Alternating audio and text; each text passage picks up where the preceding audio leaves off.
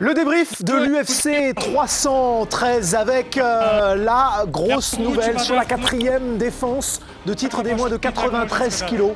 Alex Pereira vient de s'incliner par décision unanime contre Magomed Ankalaev. Avec Alexandre Herbinet, avec Antoine Simon et Taylor Lapillus, j'avais une fois utilisé le terme d'anesthésier, mais c'est neutralisé. Magomed Ankalaev vient de neutraliser Alex Pereira, qui est apparu un peu absent, messieurs.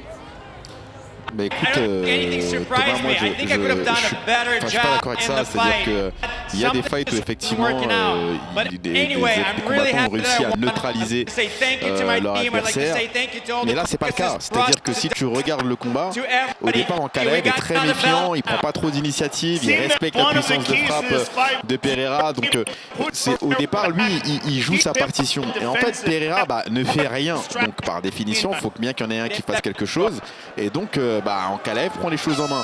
Et plus ça avance dans le combat, plus Ankalaev prend des initiatives. Maintenant, voilà, il avait des choses à son crédit. Et tu te souviens d'ailleurs, Herbie, je te l'ai dit, attention à la puissance de frappe de Ankalaev qui démarre sur sa gauche sans prévenir et qui peut faire des dégâts. Et donc il a réussi à toucher à plusieurs reprises Pereira, mais derrière Pereira, il n'y a aucun sursaut d'orgueil. Oui, il n'y a pas forcément de retour, il n'y a pas forcément il ne se passe rien. On a l'impression que rien du tout arrive. R3, il va enclencher quelque chose. Là, c'est le quasi-knockdown du R2. Et puis finalement, ce troisième round, sans doute à l'avantage de Ankalaev. Et pourtant, Antoine, dès le troisième round, Alex Pereira a pulvérisé son record de low kick. Mais c'est tout ce qu'il a sorti. Ouais, exactement, alors peut-être que ça faisait partie de la stratégie aussi. Il s'est dit, en voyant le combat de Blachowicz, il s'est dit ouais, je peux lui casser les jambes et derrière je ferai valoir mes points. Mais en l'occurrence, comme le dit Taylor, et moi je pense qu'il a raison, c'est que pour annihiler quelqu'un, il faut l'empêcher de faire ce qu'il doit faire. Là, il ne l'a pas empêché, il a eu de la place pour s'exprimer, Pereira, pendant tout le combat. Même dans le 5e round, il avait encore de la place pour s'exprimer et il ne s'est pas exprimé. Donc c'est vraiment lui qui était sur la retenue. On ne peut rien enlever à la victoire de Ankalaev parce qu'il a fait le taf, il a fait ce qu'il fallait. La stratégie était très bonne d'ailleurs, en plus de passer sur la lutte sur la fin du combat pour ne pas griller ses ressources dès le début. C'était très malin de sa part. Et la chance qu'il a eu Ankalaev ce soir, c'est que Pereira était aux abonnés absents. Ah mais c'est ça, moi je pense qu'il faudrait mettre un mix de tout ça. Je pense que le point principal, c'est en effet Pereira absent, comme vous le dites, messieurs. Mais il y a cette idée, moi je trouve qu'il a fait du bon travail quand même debout. Il l'obligeait à se repositionner à chaque fois. Il était plutôt dans une bonne distance pour lui et moins pour Pereira. Ce travail de feinte aussi. Il y a des choses, il y a eu des choses positives du côté d'Ankalaev, mais le point principal, en effet, c'est que Pereira, c'est pas le Pereira qu'on a l'habitude de voir. Mais bien sûr, même dans on attendait Ankalaev sur la lutte. Et il n'a pas eu de succès en lutte. Rendez-vous compte, c'est-à-dire que la lutte n'a même pas changé la physionomie du combat. C'est juste debout. Il gagne debout ce combat. Et ce que tu disais Taylor, cette défense de lutte de Pereira, il l'a montré aujourd'hui. Il a encore montré qu'il était sans doute mieux qu'on le pensait sur ce point-là. Mais c'est pas là où il a perdu le combat. Comme tu dis, c'est debout, c'est dans sa spécialité qu'il a perdu le combat. Messieurs, plusieurs semaines d'entraînement rigoureux chez Magomed Ankalaev, un peu dispersé, beaucoup de sollicitations ces derniers temps, et un retour dans l'état du New Jersey avec Glover et avec Nino Cruz, assez tardif aussi pour Alex Pereira. Par-dessus la jambe, pas assez sérieux dans sa préparation. Écoute, ça c'est lui qui va pouvoir nous le dire, mais après il a eu une grosse activité également, donc peut-être que ça c'est l'activité aussi et les défenses de titre. Les défenses de titre, les régimes également, malgré il a fait le poids à chaque fois. Pardonne-moi Taylor, on va aller écouter Alex Pereira en direct avec Joe Rogan. Je me sens bien, je n'ai pas l'impression d'être blessé. Je vais prendre 2 jours off et je vais retourner à l'entraînement tout de suite. C'est ma vie. On a hâte de te revoir déjà dans l'octogone, on n'a pas pu voir le début. On voit une grosse déception, on voit un visage fermé. En tout cas, déjà une des réponses, on dit je suis pas blessé, il n'y avait pas de problème physique en tout cas, à ce qu'on a entendu là sur ces 2 dernières phrases. Magomed Ankalaev est le nouveau champion des moins de 93 kilos avec Ali Abdelaziz juste derrière lui. On est un peu groggy parce qu'on n'avait pas misé beaucoup de copec là-dessus. On va vous montrer les cartes des juges pour confirmer ce qu'on a entendu. La décision est unanime. Le 3e round qui semble faire la bascule est à l'avantage pour les 3 juges pour Magomed Ankalaev.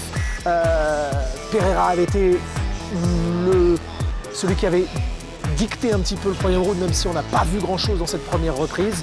Et puis, voilà, le cœur du combat est pour le Dagestanais. Ah, il y a ce travail de low kicks. Moi, je serais intéressé, ce que disaient les gars tout à l'heure, mais je serais intéressé de savoir si c'était pas son plan, en fait, de faire sur ces 2-3 premiers rounds un énorme travail de sable sur les low kicks et de se dire, vu ce que j'ai vu de Ankalaev contre Blachowicz, à un moment, ses jambes, en fait, elles vont le quitter et je vais pouvoir me régaler et le terminer debout assez tranquillement avec un KO.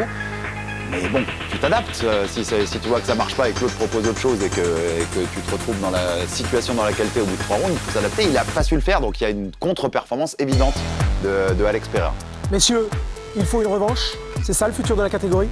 Alors c'est marrant parce que c'est une question qu'on a posée à Pereira, à savoir s'il voulait une revanche tout de suite.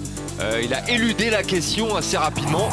Je suis curieux de voir c'est quoi la suite pour Pereira. Maintenant, il est dans une position malgré tout où il peut demander ce qu'il veut. Oui. S'il veut une revanche, il demande une revanche, il aura une revanche. Avec les travaux effectués à l'UFC, les cartes sauvées, etc.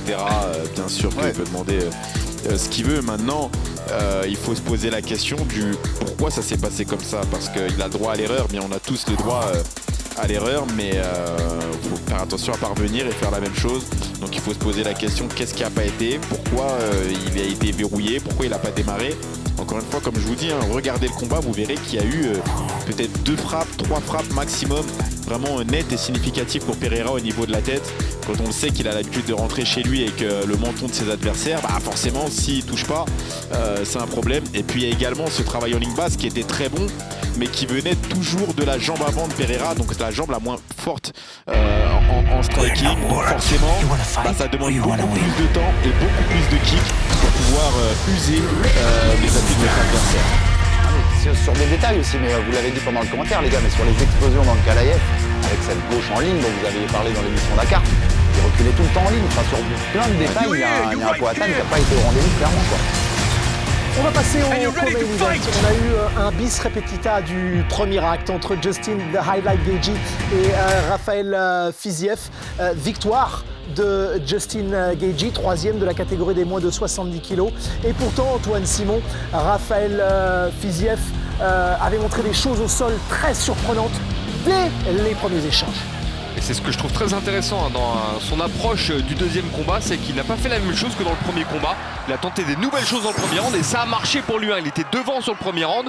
Ce qu'il n'avait pas prévu derrière, c'est que Gaethje sache lui aussi se réadapter par rapport au premier combat, qu'il fasse des choses différentes. Et il est vite revenu dans le combat. En tout cas, avec la contre-performance de Poatan, Gaethje est quasiment assuré d'avoir son 14e bonus à l'UFC parce que je vois pas d'autre combat qui peut les détrôner pour le Fight of the Night. Il l'a, c'est Fight of the Night, c'est sûr. Le knockdown dans la deuxième reprise et l'anglaise ensuite avec ce bras arrière qui rentrait, Taylor, pour Justin Gaethje. Ouais, et en fait, il avait une combinaison qu'il utilisait beaucoup depuis le début, uppercut, crochet, crochet, uppercut. Et là, il y a un uppercut qui a trouvé le menton de Fiziev avec ce down. Donc, très bonne performance de Gaethje dans un combat serré qui gagne une deuxième fois malgré tout. Ouais, puis dès qu'il était dans la boîte, Taylor le dit, mais ses crochets, ses uppercuts. Ouais, les crochets courts et uppercuts courts. Wow. Ouais.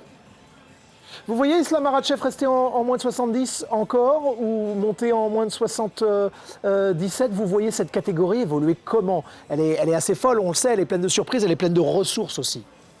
Ah, mais on a Ilia Topuria qui vient d'intégrer la catégorie, l'ancien champion de la catégorie inférieure, avec Gaethje qui s'impose et puis tous les nouveaux venus aussi qui sont en train de monter, parce qu'il y a une grosse bataille pour rentrer dans le top 15, il y a une grosse bataille entre le top 15 et le top 10, une grosse bataille après dans le top 10 et en haut du classement. Bon, il y a beaucoup de combattants qu'on aimerait revoir. Tsarukyan n'a toujours pas eu sa chance, sa véritable chance au titre.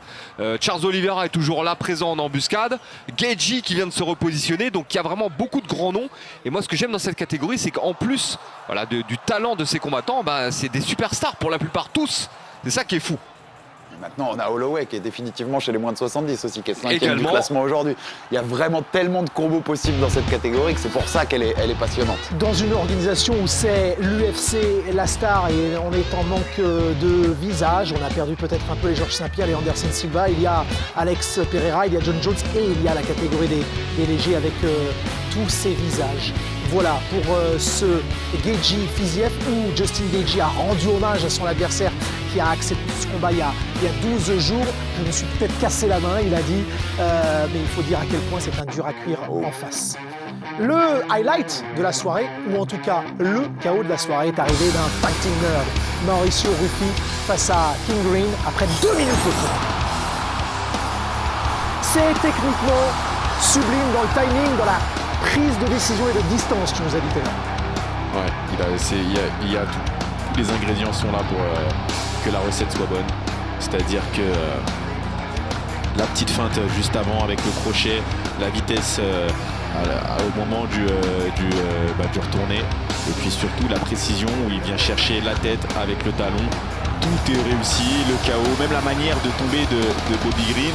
Si c'était un film, ça serait parfait. Donc vraiment très très beau KO de Bobby Green qui va gratifier l'UFC pendant un moment. Et surtout, là c'est un bout d'aglaide qu'il a jusqu'à la fin de sa carrière. Et c'est sans doute qu'il y a 11 mois, l'UFC 300, on s'est dit tout de suite, quand Holloway a touché Gaethje, on s'est dit tout de suite le KO de l'année il est réglé. Je suis pas sûr. À mon avis, on est peut-être pas loin de ça en fait. Hein. C'est peut-être déjà réglé cette histoire-là. Ah oui, non, là, regarde, rien que la posture, la scène, c'est fou. Ouais, extraordinaire. 2 minutes 05 face au vétéran King Green pour s'imposer au début de cette carte principale. Nous avons un nouveau champion chez les moins de 93 kg, Magomed Ankalaev, encore un Dagestanais qui vient jouer les troubles faits. Un dernier point sur Pereira, parce que les gars le disaient tout à l'heure et ils ont raison. Vu tout ce qu'il a sauvé l'UFC, la star qu'il est, il aura plein de possibilités, il peut encore faire plein de combats. Par contre, on a perdu du star power, on a perdu des choses. C'est beaucoup moins évident de lui donner John Jones ou Espinal pour ce super fight.